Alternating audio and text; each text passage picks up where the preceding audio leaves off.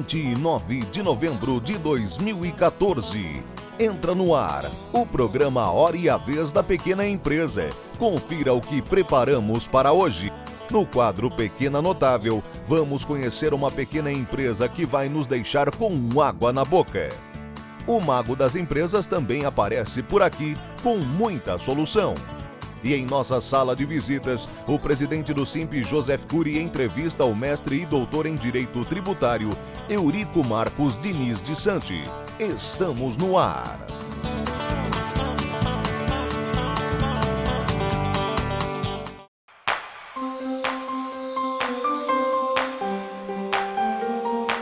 Você se lembra que na semana passada começamos a falar dos 21 recursos gerenciais e o primeiro que abordamos foi sócios?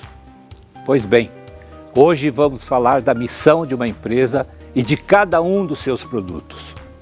É muito comum, ao entrarmos em uma empresa, logo na sua entrada, lermos uma placa de aço com o seguinte texto: a missão de nossa empresa é ter o cliente sempre em primeiro lugar. Nossa missão é protegermos os interesses do cliente e da comunidade. Mas isto não é missão, é obrigação da nossa e de qualquer empresa. Faça coisas que possam mudar o mundo e para melhor. Esta deve ser a grande preocupação de qualquer atividade empresarial ou produto. Ou seja, isto é missão.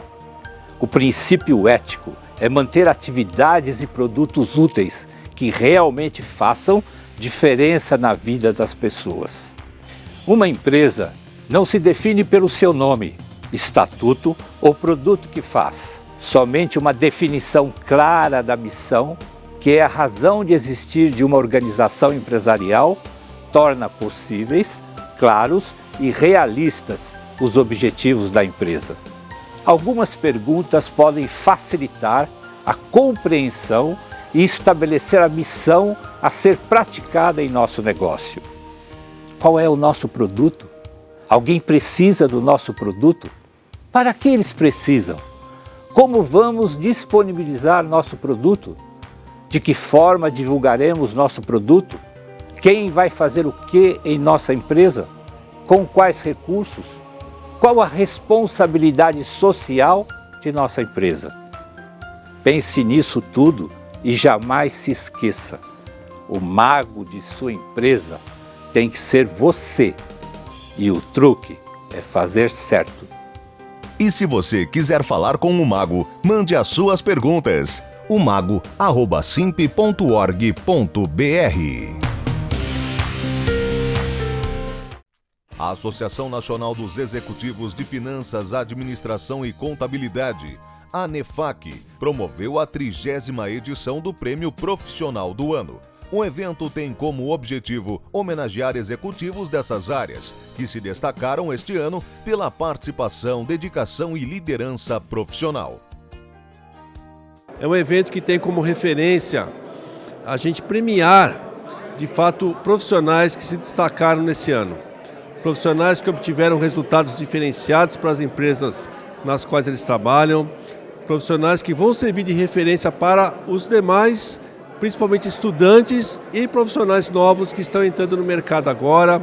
Bom, na verdade é a 30ª edição desse prêmio, né? Desde 1985 que a ANEFAC premia essas três categorias de profissionais. Um de finanças, um de administração e um de contabilidade.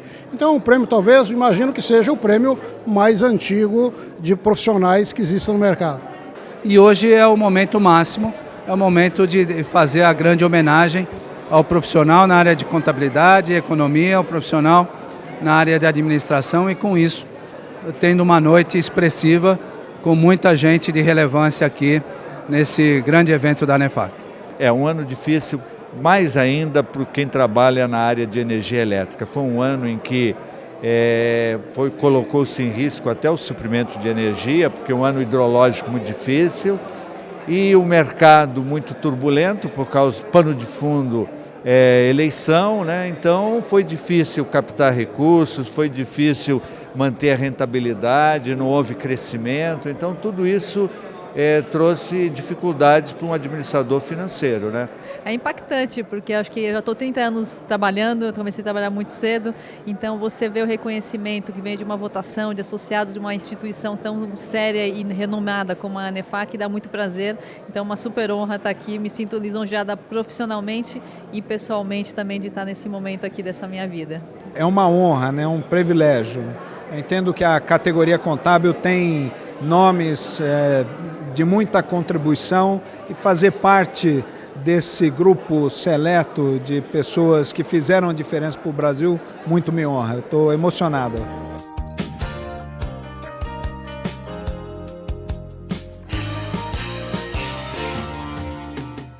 Hoje visitamos uma pequena empresa de São Paulo que fabrica chocolates de tipos, sabores e formatos diferentes. Bolo, pão de mel, biscoitos, chocolates, os doces. E a gente atende desde casamentos, festas de 15 anos, até toda essa parte corporativa para brindes, de coleções de lojas, toda essa parte mais corporativa. A empresa se destaca atendendo diversas empresas com produtos personalizados. O meio corporativo usa muito da brindes comestíveis, né? E o chocolate entrou forte nisso. Então, a gente oferece toda a diferencial do nosso chocolate recheado com alguns recheios exclusivos com a elaboração da marca do cliente. Então, a gente pode estar pondo o logo do cliente, podemos estar pondo algum dizer, às vezes o cliente está querendo atender um foco e a gente pode pôr algum dizer.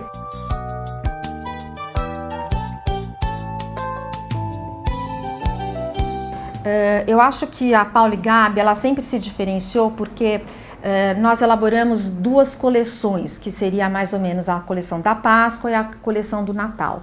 E a gente tenta variar bem as embalagens, as estampas, nenhuma, a gente está há 15 anos no mercado, nenhuma estampa se repetiu. As cores, porque isso acaba tendo um diferencial para o produto que às vezes continua sendo o mesmo, mas com uma embalagem bem elaborada para ter essa diferença.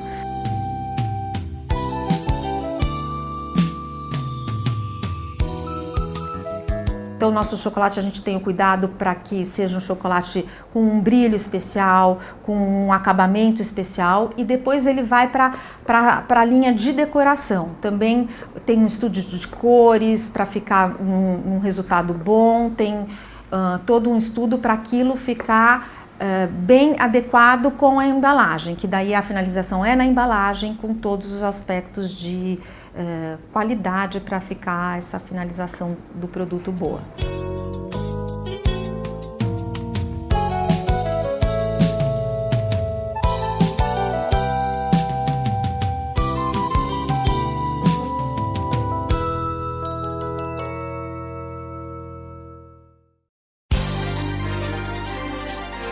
Você está assistindo o programa A Hora e a Vez da Pequena Empresa.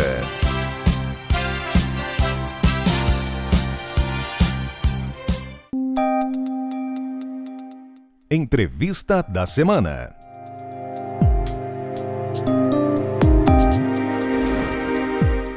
O nosso convidado de hoje é o professor Dr. Eurico Marcos Diniz de Santi. Ele é o responsável pelo NEF da Fundação Getúlio Vargas. É um prazer tê-lo conosco. Obrigado.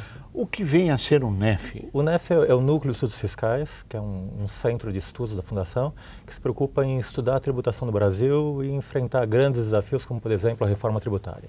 Bem, no ano de 2008, o senhor foi agraciado com o prêmio Jabuti pela melhor publicação de direito.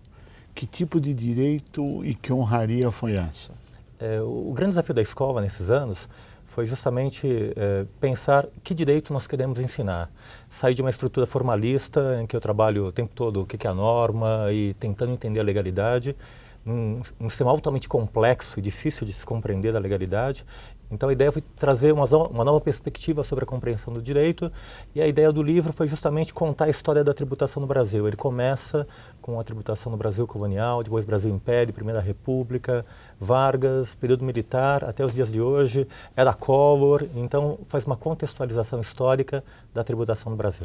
E aí você foi honrado com o Prêmio Jabuti. Na verdade foram vários autores que trabalharam juntos, eu coordenei o trabalho, e o livro foi inovador, foi lançado pela Saraiva, porque ele trabalhou com um projeto diferenciado, trabalhando várias linguagens ao mesmo tempo no livro.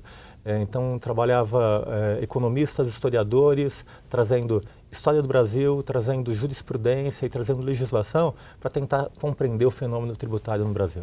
Que deve ser bastante complexo, e nós vamos falar daqui a pouco. Muito complexo. Bem, como coordenador do NEF, você deve ter encontrado vários desafios. E é claro que é impossível passarmos todos os desafios. Então nós gostaríamos de tentar fatiar um pouquinho isso. E, por exemplo, no campo da pesquisa do contencioso, que é uma das áreas que eu imagino que deva ter sido objeto de estudo. O que o senhor poderia nos falar? O desafio foi entender melhor o direito através do núcleo. Então o caminho inicial que nós trilhamos foi... primeiro, pensamos em fazer reformas legislativas, mudar a Constituição, o Código Tributário Nacional, e aí percebemos que existem armadilhas nessas modificações e que o verdadeiro direito não está na norma jurídica. Daí nós buscamos entender o direito aplicado na administração tributária. E aí que foi nossa surpresa, estudando o contencioso tributário, a gente descobriu a enormidade desse contencioso. No Brasil, só na esfera federal administrativa, é algo em torno de 500 bilhões de reais, algo que corresponde em torno de 11% do PIB, enquanto nos Estados Unidos, países da OCDE, é cerca de 0,2% do PIB. Então, há um contencioso enorme aqui, e a maior surpresa que nós tivemos na pesquisa foi descobrir que esse contencioso não é transparente. Você não tem acesso às autuações, às autos de infração, não tem acesso às decisões de primeira instância.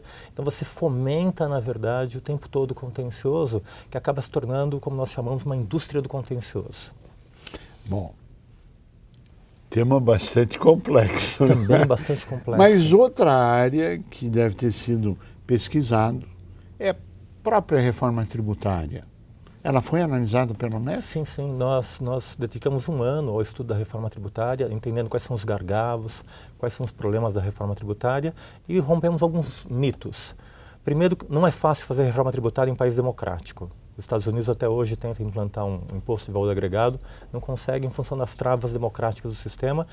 E descobrimos que no Brasil, na verdade, a reforma tributária não sai, porque a União não quer, ela está confortável com os seus tributos, com suas contribuições.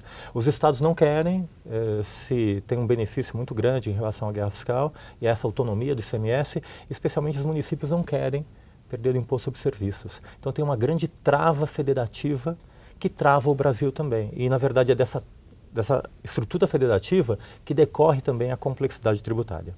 E isso foi objeto de estudo no NEF pela Getúlio Vargas, sim, com um grupo de profissionais, de estudiosos do tema. Sim, nós levantamos toda a literatura escrita pelos economistas, todas as reformas tributárias que foram realizadas, quais foram as travas dessas reformas tributárias, e descobrimos que existia um certo descompasso dentro do debate sobre a reforma.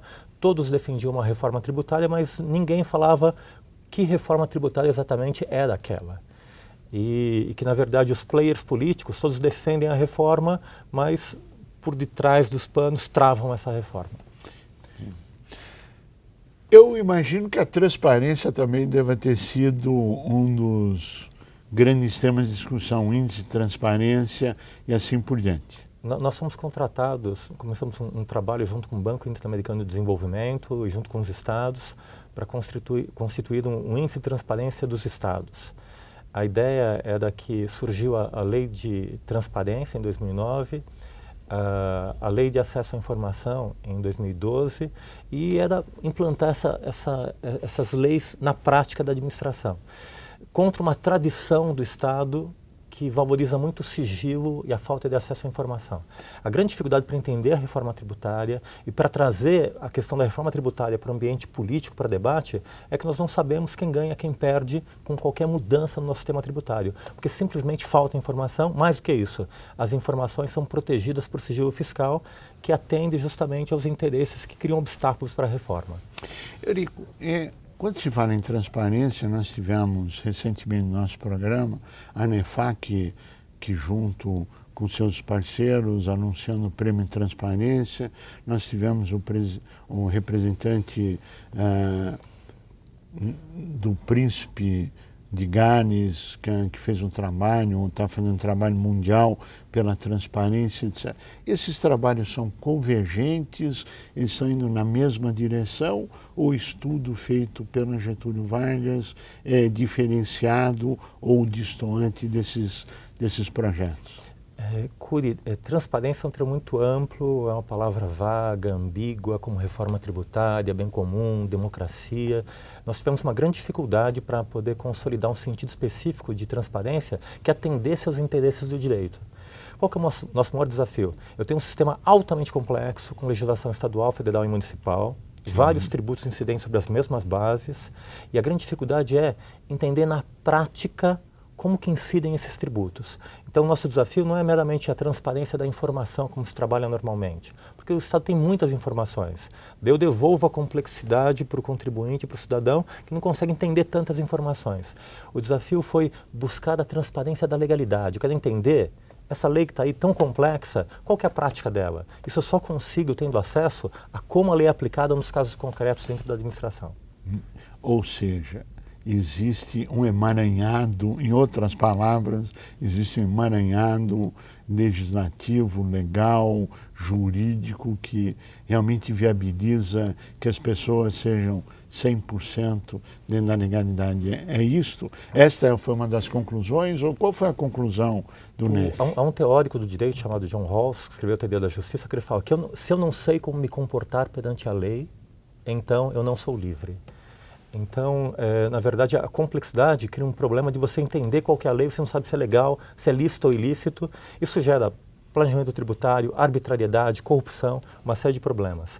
E o que nós percebemos? Através da transparência da legalidade, não obstante o sistema seja complexo, se eu tenho acesso à informação de como a lei é aplicada na prática para cada caso, eu posso sistematizar os casos e poder entender a legalidade concreta ao caso concreto. Ou seja, na verdade, a transparência é uma forma de simplificar o sistema para que eu possa entender o sistema, como ele funciona, não na teoria, não na lei, não abstratamente, mas na prática. Então é uma estratégia de simplificação. Ou seja, é muito mais profundo do que está se colocando. Muito mais profundo. Acho que são abordagens distintas, mas a nossa abordagem foi essa de buscar a transparência da legalidade para constituir mais segurança jurídica e mais Estado de Direito. Bom, me parece que essas conclusões te levaram a escrever um novo livro. Sim. E é esse livro? Sim. É esse aqui? Kafka, Alienação e Deformidades da Legalidade. Sim. E pelo olhar aqui, ele é um livro que tem várias análises e várias conclusões. Por que você não nos conta um pouquinho do que tem no livro, por favor? O livro decorre, na verdade, desses últimos 5 anos de pesquisa no Núcleo de Estudos Fiscais e dessa percepção das travas democráticas que vive o sistema em função da complexidade, da transparência e da falta de acesso à informação. Kafka foi um escritor tcheco e que trabalhou mostrando na literatura dele, uma literatura fabuladora, a opressão que a burocracia traz para o cidadão, que traz para a pessoa comum. Então, o grande desafio do livro foi estar juntando a literatura de Kafka, junto com fotografias em preto e branco, para criar esse ambiente de Kafka, e com exemplos de casos nacionais, jurídicos nacionais, mostrando como como eu tenho, na verdade, uma estrutura de Estado que serve-se a si mesmo no lugar de servir ao cidadão. Dentro do livro, me parece que você retrata um pouco do quadro de Picasso com outros artistas para passar a mensagem. Está correta essa informação? Sim, você é um leitor atento. Eu estudei Direito e Direito trabalha com formas. Então, por mais mestrado, doutorado, tentando entender as formas jurídicas. E quando eu tento entender as formas, a racionalidade do direito, estudando para tentar encontrar a forma e o sistema, eu só encontro deformidades. Da mesma forma, essa conexão entre Kafka e Picasso, em Kafka fala que Picasso ele não distorce os objetos e as coisas, ele mostra as deformidades que estão nos objetos e nas pessoas. Nesse livro, na verdade, eu mostro as deformidades que estão no direito. Então, nós buscamos direito acreditando que há justiça, há legalidade. Na verdade, não há justiça, não há legalidade, não há Estado de direito.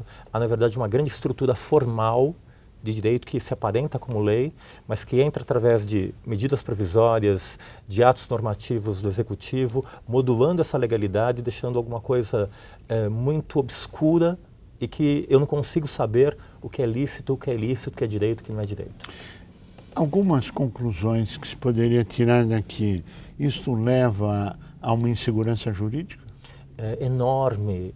Eu tenho, na verdade, um estado de faz de conta do direito, em que a lei é um símbolo, é uma projeção, como na ideia da própria capa do livro, uma projeção de um castelo que divide o lícito do ilícito, mas, na verdade, quem define essa passagem do lícito é a autoridade.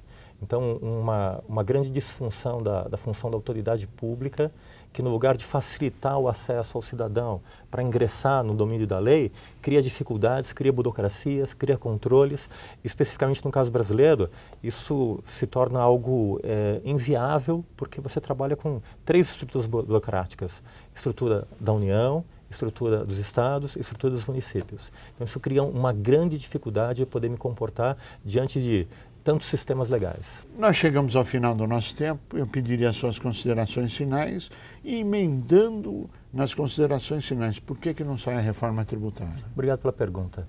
Não sai a reforma tributária, Curi, porque não há entendimento entre União, estados e municípios. Cada qual segue o seu interesse. O grande desafio é nós nos tornarmos titulares da reforma tributária. E, nesse sentido, o Simples foi um grande exemplo, porque, na verdade, o Simples foi um exemplo vencedor, que ele conseguiu juntar União, Estados e municípios e concatenar interesses de forma a propor, numa única guia, o pagamento dos impostos. Talvez aí esteja a grande saída para a reforma tributária, fazer com que União, Estados e municípios se entendam em relação à sua tributação, o contribuinte apenas informa o fato tirador e paga o imposto sobre o fato tirador informado. Professor Dr. Eurico Marcos Diniz de Santos, queremos agradecer muito a sua participação, desejar pleno êxito não só no trabalho, mas no livro, para que se dissemine por toda a sociedade, e agradecer muito a você que esteve conosco até agora, com a certeza que estaremos juntos na semana que vem. Até lá!